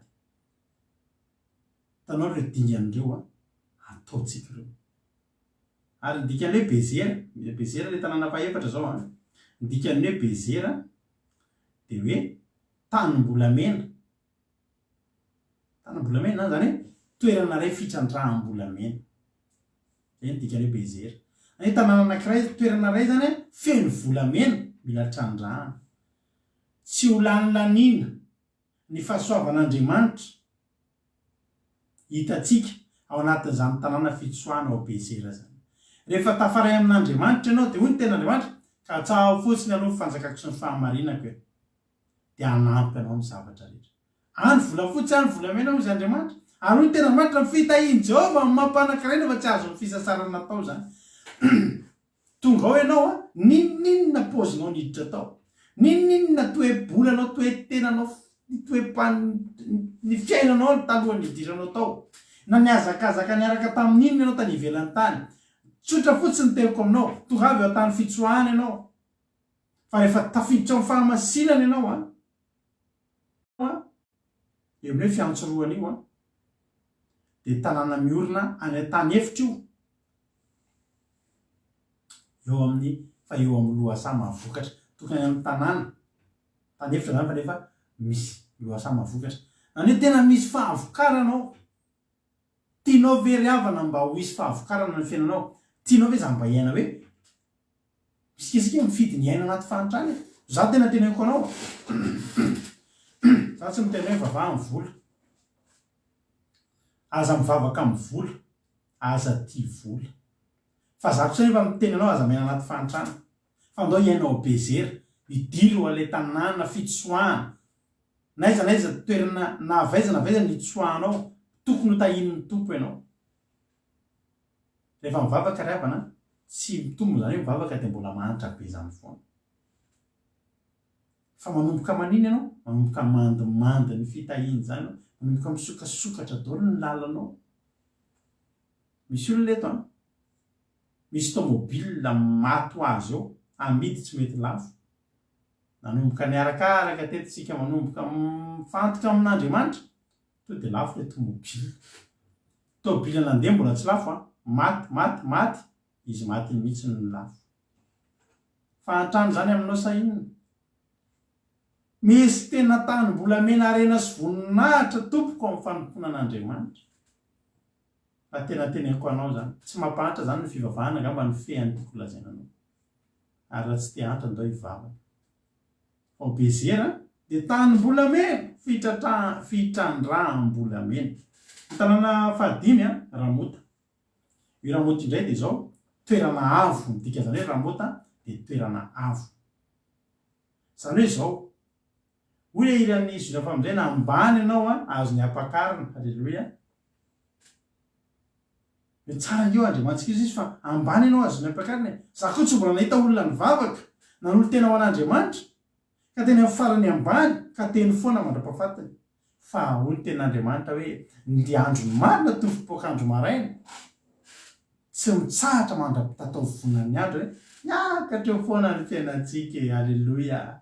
Miainga amin'ny bisikileta, mahafinaritra, tena azo tsapaitana ny fitantanan'Andriamanitra io a. Miainga avantsika dia manomboka an'Andriamanitra bisikileta aloha. Miakatra moto, momba nisy tômôbila. Zany angery havana, tanao mangahazo kely, mangahazo maina. Miakatra mba misy loko, zao efa mba misy desera, zao efa mba lasa aminay tao mba hivoaka inona pizza. Halleloia! Hitantsika taiza zay pizza. Hatramin'izay vao manam-bola kely anao dia lasa mpamaly raha. Aiza ny volanay? Manomboka batahin'ny tompo e, halleloia. Fitoerana avo. Ramota toerana avo, ny ametrahan'Andriamanitra anao. Dia ao amin'ny toerana asandratr'Andriamanitra amin'ny toerana avo anao. Tsy sandratra ny fiainan'ny olona anankiray raha tsy tonga eo amin'ny tany fitsoahana io izy.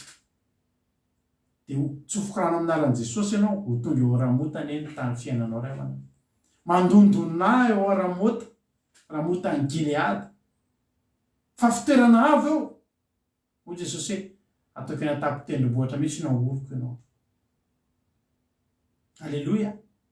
Tsy any ambany fandriana ny ametrahana anao, fa ny amin'ny toerana ray hanazava ny hefitrano rehetrarehetra, satria jiro manazava ianao. Zany ny Ramota.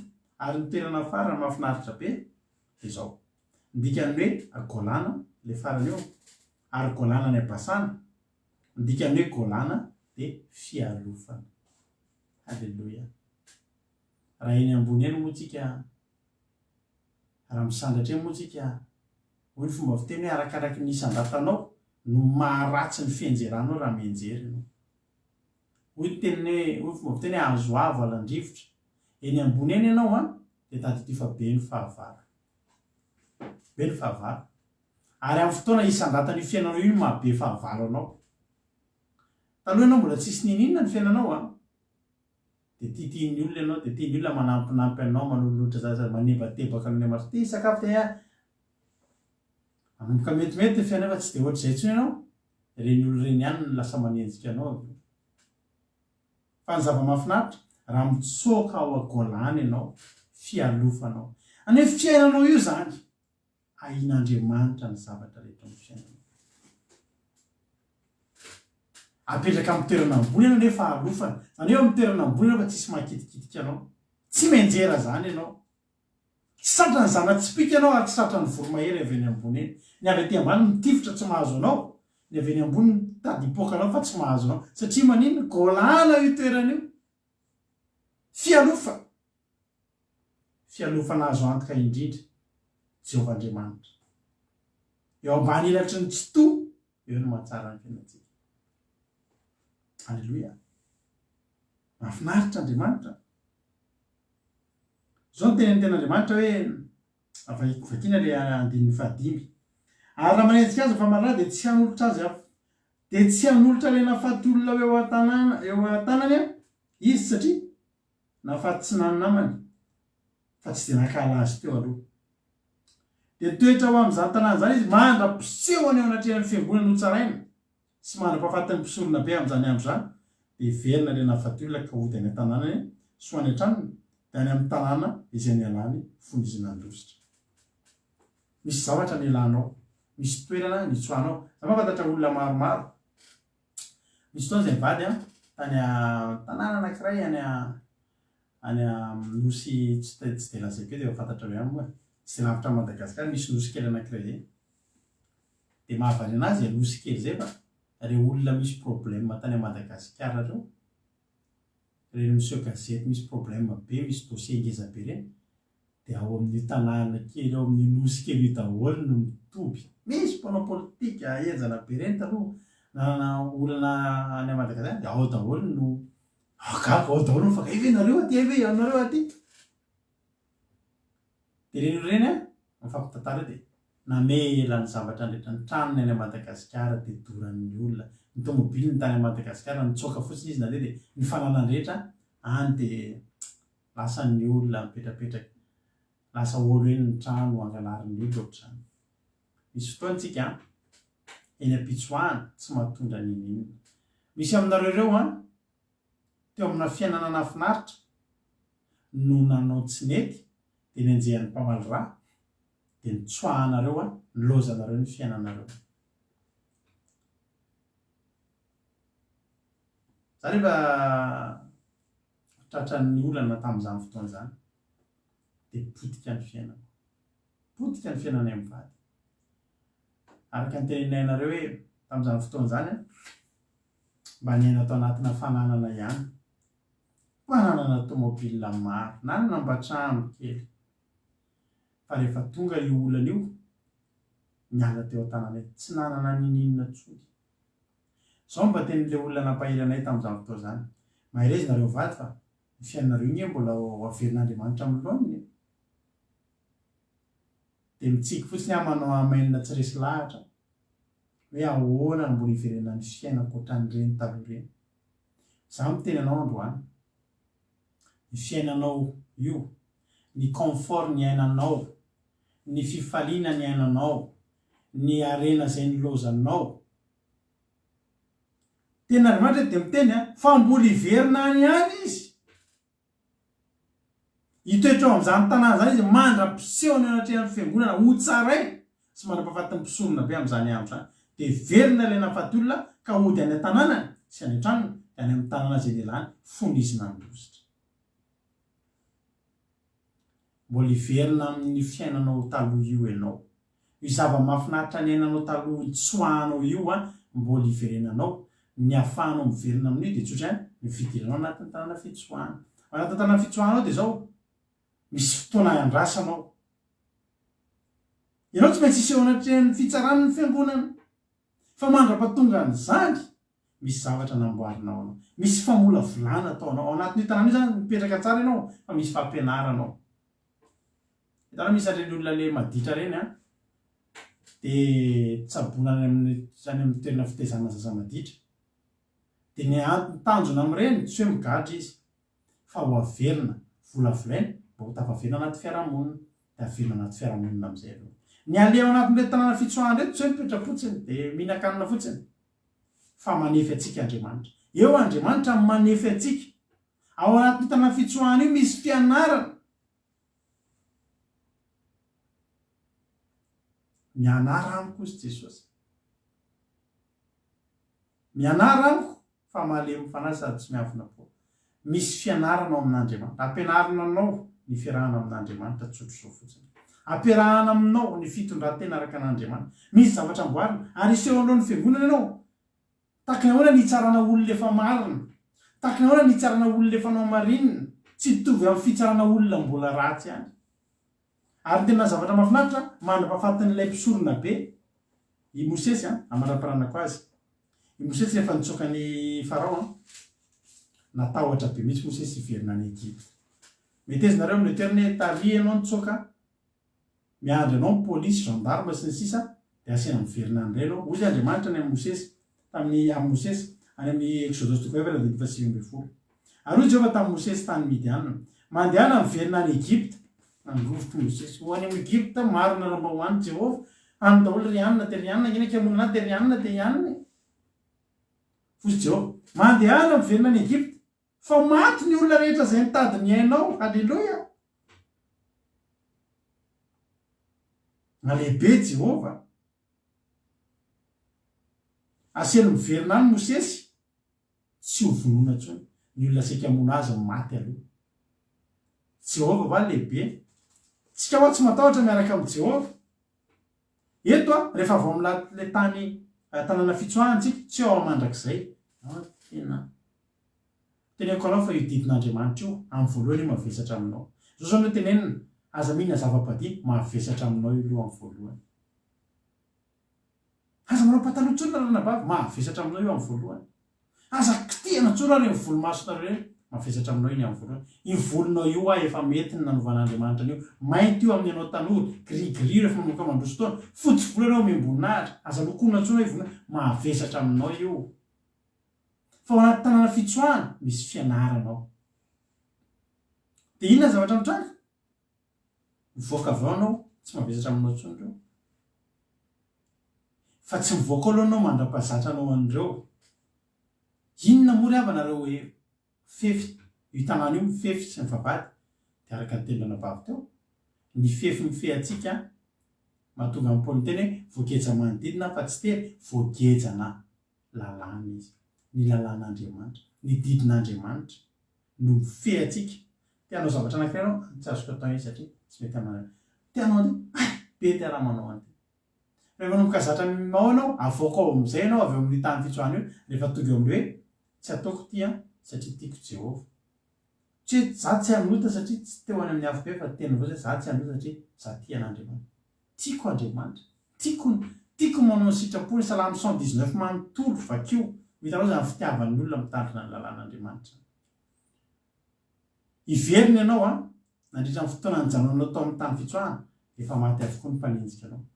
Ny mpanenjika anao tsy manana hery hatrany efa maty ny eny aminy. Dia iverina ianao efa olona voatefy, efa olona efa namboarina miseho anoloan'ny fitsarana ny fiangonana izany efa tsy hisy inona ho azo lazaina intsony aminao. Iza no hiampanga ny voafidin'Andriamanitra ho ny tenin'Andriamanitra. Tsy misy fiampangana azo omena anao intsony satria nanina ny nijanonanao tao anatin'io tao anatin'io tanàna fitsoahana io dia ny mba hanamboaran'Andriamanitra anao, ahatonga anao ho lasa olona tsy azo meloana intsony.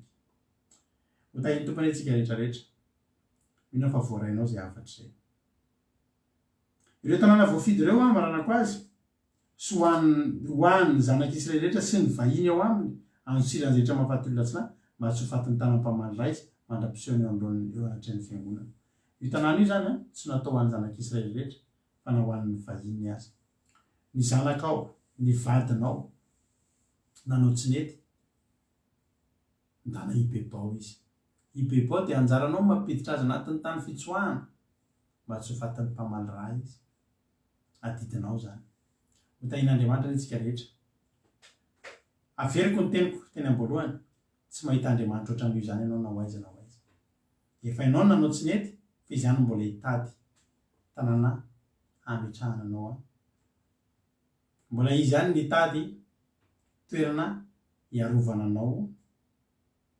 ampialofananao hanamboarana ny fiainanao hanamasinananao hiantsoroana an'izay rehetra mombanao tadidinareo daholo le momba n'le tanàna enina teo a tadidio reny fantatro zao fa marina tianara ao dia anome famotinana kely izy fa raha tsy eo izy dia Suzelle tokony manao famotinana kely ny amin'ireo tanànareo hoe iza mony tika an'ireo tanànareo satria toritenin'ny Suzelle ny androany dia hotsaronareo zany hotsarontsika menakavy hotahin'ny tompany nareo a andao hitsoko ao tany fitsoahana ary mahafinatra tanàna eninareo ina moa evy le enina tsika ireo tanànareo koa tsy natao lavitra zay koa zany tiako presizena aminareo ireo tanànareo a dia tsy navela ho lavitra ny tanàna zany hoe tsy hoe mitsoka ela be tratra-pamarany fa tsy de lavitra isaky ny tanàna zany a dia tsy de lavitra misy tanàna fitsoahana daholo anakenina reo enina ireo dia mitory zavatra ohatr' zao ihany koa isika reto zao a dia manoloana atsika misy raha misy zavatra teo tonga amintsika misy lalina te hivoaka amintsika zavatra enina misy ny eo aloha misy ny ato aoriana misy ny ankavia misy ny ankavanana misy ny any ambony misy ny any ambany zany hoe manodidina atsika zany tanàna fitsoahana ary ny farany dia zao mahavaliana fa enina le tanàna fitsoahana inona moa ny enina dia isan'ny tsy fatanterahana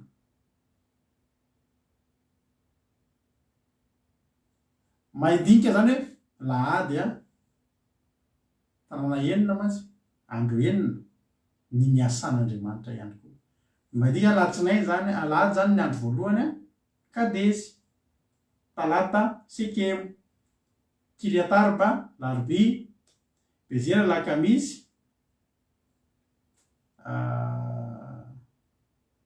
moa zany hoe lahady a kadesy latsinainy sekemo talata kiriatarba larbi bezera lakamisy ramota somako olana mila mitsoka foana zany ianao mandritry ny eninandro fa ny zava-mahafinaritra ny andro fafito tsy mila mitsoka ntsony ianao tsy nasian'Andriamanitra tanàna fitsoahana ny fahafito ny tena marina lay tanàna mihitsy ny tonga dia efa manantona tsy mila manantona tsy mila mitsoka ianao fa ny tonga dia fanatrehan'Andriamanitra mihitsy ny manarona anao omeny fitsaharana ianao ny andro fafito dia fitsaharana fafinaretana halleloia tsy mila miazakazaka ntsony ianao andro any zatsika tsy mila mitsoka ntsony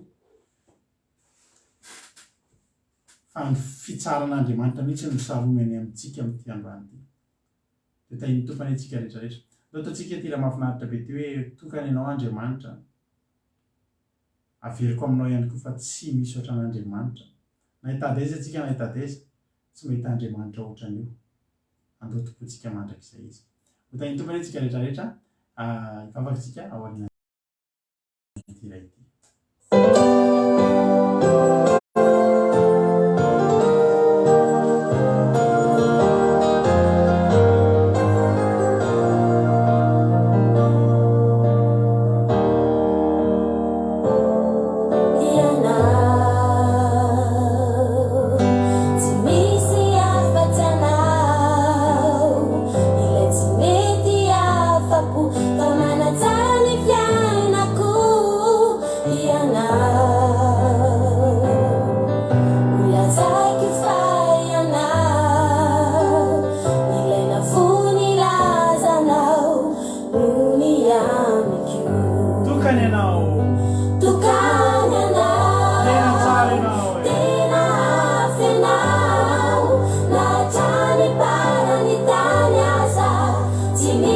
Tuana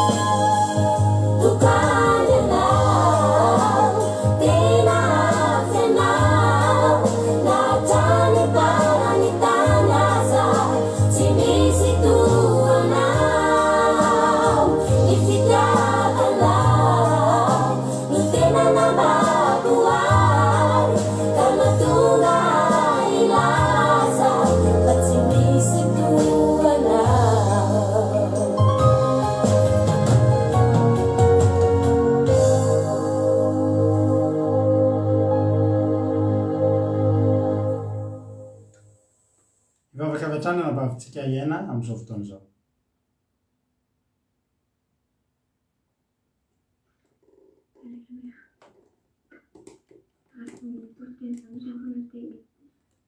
Ao amin'i Jesosy tokoa ilay tato fitsoahantsika. Raha miteritana taloha dia maro be ireo toerana izay voalaza ireo hoe fitsoahana, tsy ahafahan'ny fahavalo mpanao manenjika tsy ahafahan'ny fahavalo mamono anao. Fa amin'izao fotoana izao riavana dia ao amin'i Jesosy, andaontsika hitsoaka ao amin'i Jesosy. Na teo avitra ianao, raha tsy teo voahetsika ianao, raha tsy teo voahelika ianao, raha tsy teo simba ny fiainanao, dia amin'izao fotoana izao dia mbola misy ny fotoana, mbola afaka manantona n'Andriamanitra ianao. Raha mbola tsy nahafantatra an'i Jesosy ianao, raha mbola tsy nitsoaka tao aminy ianao, dia fotoana androany riavana hitsoakanao aminy, fotoana androany handraisana anazy. Raha ianao kosa nefa ao amin'i Jesosy ka sendra lavo, mbola tsy manameloka anao Jesosy raha androany ianao ny velona. Tsy manameloka ny fahotana vitanao Jesosy raha androany ianao no bebaka marina tokoa ka hiverina hitsoaka ao aminazy. Rehefa mitsoaka ao aminazy tsika riavana dia tena hoe miafina, tena hoe miara-miafina. Ary rehefa mitsoaka ao amin'Andriamanitra tsika riavana dia ny zavatra mila afoitsika, ny fahotantsika, afoitsika ny zavatra ratsitsika. Miteny amin'i Jesosy tsika androany hoe Jesosy hiverina ao aminao za androany. Satria ao aminao irery ilay misy ny fiainana. Araka ny ten'Andriamanitra riavana manao hoe efa niara-maty tamintsika dia fiainantsika dia miara-miafina amin'i Jesosy Kristy ao amin'Andriamanitra. Rehefa miaikintsika androany fa hamono ny fahotantsika hitsoaka ao amin'i Jesosy, hamela ny fahazaran-dratsitsika. Dia afeniny Jesosy teo amin'Andriamanitra ny fiainantsika, miafina ny fiainantsika, tsy afaka ataon'ny fahavalo nenenina intsony. Andaontsika riavana hivavaka, andaontsika hisaotra an'Andriamanitra amin'izany teniny izany. Andaontsika hisaotra an'Andriamanitra satria mbola manana fitsoahantsika, mbola misy fanantenanany aminao io. Jesosy malala misaotra anao izay Jesosy aho. Mankasitraka anao izay na tenja ny menao anay androany. Mankasitraka anao izay Jesosy fa ankehitriny dia tsapanay. Fa ianao dia tsy manameloka anay, ianao dia mbola miandry anay Jesosy. Ary ianao dia mbola mamovo varavarana hidiranay ao aminao. Na inona faratsianay androany, na inona fahotana izay vitanay tamin'ity tontolo andro ity na omaly, na tamin'izay lasa rehetrarehetra tany. Ankehitriny ny famonjena hozy ianao Jesosy ary androany izay mandohalika eto anatrianao, manondraha fo aminay Jesosy io. Na nisy zavatra Jesosy nampalahelo anao, nataonay nisy zavatra tsy nifanaraka tamin'ny sitraponao. Dia androany hibebahanay eto aminao, fa hitsoaka ao aminao izay Jesosy. Afenao aminao ny fiainanay Jesosy ary mivavaka manokana Jesosy ho anay tsirairay avy izay tonga eto amin'izao fotoana izao. Mety misy zavatra entiny eo aminao Jesosy, mety izy mihitsy Jesosy ny voaizika, mety izy mihitsy Jesosy mety mavesatra ny fahotany dia mivavaka manokana Jesosy aho. Ianao any handray anay tsirairay avy, ianao any hiaino ny fitalaonay tsirairay avy, ianao any hitsena anay tsirairay avy izay miazakazaka hody eo aminao Jesosy aho. Androany izay dia mino somanantena fa raisinao, androany izay dia mino somanantena fa hoafahanao, ary androany izay dia anokafanao fiainana vaovao indray. Amin'izany tany fiandrasana izany Jesosy ao aminao dia manaiky izay no amboarinao, manaiky izay no volavolainao, manaiky izay Jesosy miala amin'ny fahazaran-dratsinay, manaiky izay Jesosy miala amin'ny fahotanay a. Ndreto izay Jesosy araiso izay tsirairay avy be Tompo a. Ny inona olana izay hoentinay eto aminao eto androany dia mangataka izay Jesosy raiso ao aminao. Ary mankasitraka Tompo, mankasitraka fa tena tianay ianao ary mpamindra fo aminay ianao. Matotonga aminay izany teninao izany androany dia tianao izay tsirairay avy reto ary tsy navahanao ary tena hoe ho anay mihitsy izany teny izany raha entinay androany Jesosy a. Dia faza satria ahafahanao, faza satria tena tianao Jesosy a. Mankasitraka Tompo malala. Apetraka eo am-pelantananao ary Jesosy ny fiainanay rehetrarehetra. Apetraka eo am-pelantananao Jesosy ny mombanay. Efa hitsoaka aminao izay Jesosy, efa hiafina ao aminao izay Jesosy ary ampianaro izay Jesosy, ampianaro anaraka ny didinao, ampianaro anaraka ny lalanao, amboary ny toetranay, amboary ny zavatra rehetra izay tsy mety aty aminay. Ampianaro ny tena ho anao izay Jesosy. Mankasitraka Tompo malala, voninahitra ho anao izay ihany. Alleluia. Amen.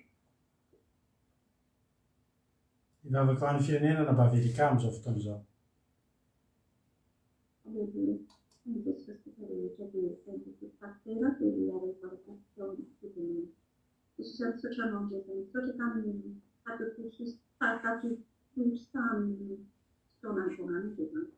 Makasitraka tamin'ny teny mando mahatonga mampamitnao izany dia mahatamatra indrindra tena anampina anao mitsoaka amin'ilay tanàna dia efa dinao mitsoahanay dia inao indrindra izany Jesosy tena hoe misaotra sy mankasitraka na mpianatra indray mba hanampina anao mandrakarivo izay tsy hiala aminao, tsy hisaraka aminao Jesosy ary tanàna efa hotanay hibebaka hitony atrehanao izay Jesosy tamin'izany amin'ny alalan'izany teny izany dia tena mivoarinay manodifety ny fiainanay ny fomba famonjy anay ary avoarinay fondy toetonay toetonay satria fantatra hoe ankehitriny fa mila mibebaka, mila mandahateny atrehanao izay, mila manampina anao izay, mila mialakatsy fanaonay sy ny fahazaranay izay Jesosy fa tena hoe mametraka ny fiainanay ny ampelantananao dia ankehitriny Jesosy malala andatanay fa tena mitahiry amin'izany teny izany ianao aty anatin'ny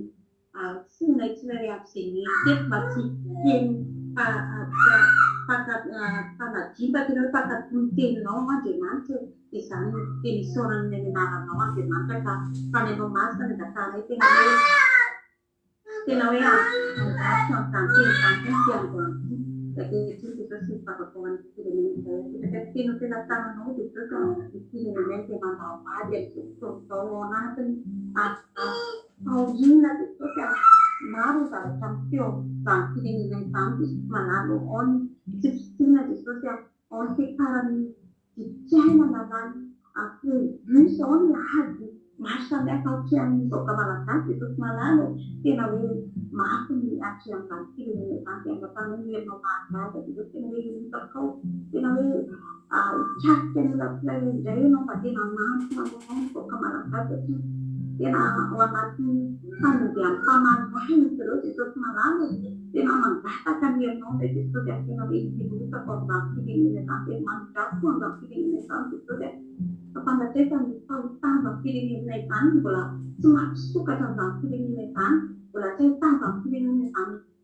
mivavaka fitahina fasifanana Jesosy malalo dia androany dia angatany ny herinao dia rehefa manokana ny ambaratonga rehetrarehetra Jesosy fa io izany firenena izany fantatresa ianao dia fanindra fotahaka ny tamin'ny teny teo Andriamanitra mbola mametsy toerana manay ianao dia ataovy amin'izany koa ny firenenay mbola omeo toerana Jesosy mba hanatona ny vahoaka malagasy aminao, mba hiverena ny vahoaka malagasy eo ampelantananao dia misy matoky izay Jesosy afa ny mivavaka teto ianao fa ankehitriny raha dia amin'ny izay tsirairay avy rehetra dia ianao no amin'ny toromaso fahasambarana ho anay tsirairay avy Andriamanitra amin'ny levana tanàna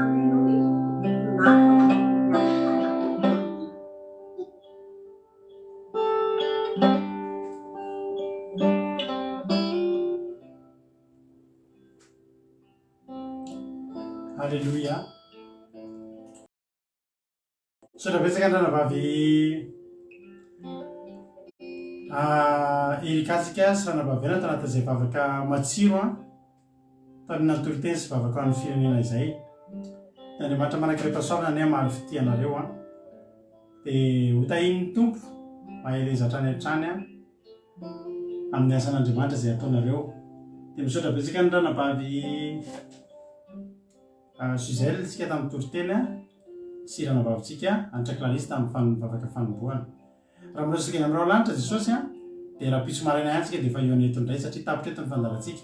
Raha pitso amin'ny sivy maraina zay manome fotoanareo sivy maraina eto Europa zany hoe folo maraina any Madagasikara manome fotoanareo sahady zay raha pitso iaraka amin'ny rahalahy Jonathan sy rahalahy Toja anatin'ny commencement akira sy famotinana ny toroteny.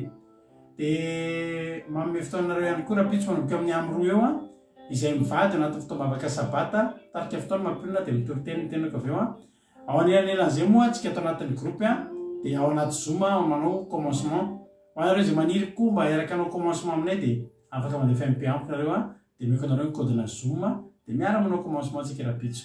Samy tahin'Andriamanitra samy matory amin'ny fiadanam-po amin'ny finaminan-tsaina fa vita ny an'Andriamanitra atoro tsara tsika iarika tontolo andro mahafinaritra be tsika raha pitso anatin'izao zavata fitsaran'izao fahafinaretana ao antsika samy tahin'ny tompo dia mahereza daholo isika tsirairay avy ny tanan'ny tompony ikarakara sy ombantsika rehetrarehetra amin'ny fiainantsika manontolo.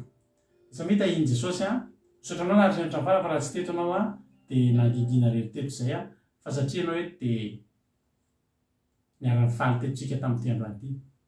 Samy tahin'Andriamanitra mahereza daholo isika tsirairay avy. Alléluia. Amen. Namorika mamy antsika rehetrarehetra ho an'i Jesosy ny voninahitra.